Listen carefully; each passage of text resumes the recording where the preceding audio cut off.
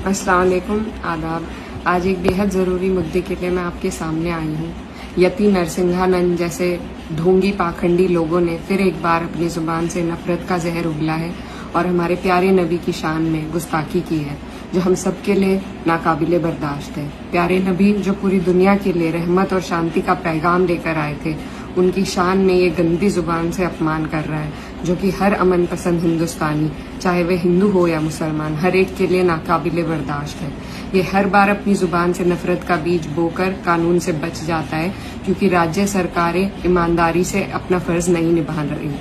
मैं केंद्र सरकार और राज्य सरकारों के जिम्मेदारों को ये कहना चाहती हूँ कि अब उनका ये ढुलमुल रवैया नहीं चलेगा।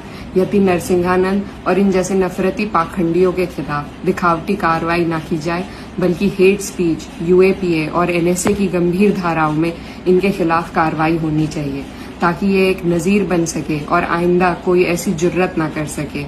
ऐसा ना होने पर हम संसद और सुप्रीम कोर्ट में हर मुमकिन कार्रवाई करेंगे, अपना विरोध दर्ज करेंगे और संविधान ने हमें जो सर उठा के जीने का अधिकार दिया है, उसे हम लेकर रहेंगे, हरगिज चुप नहीं बैठेंगे।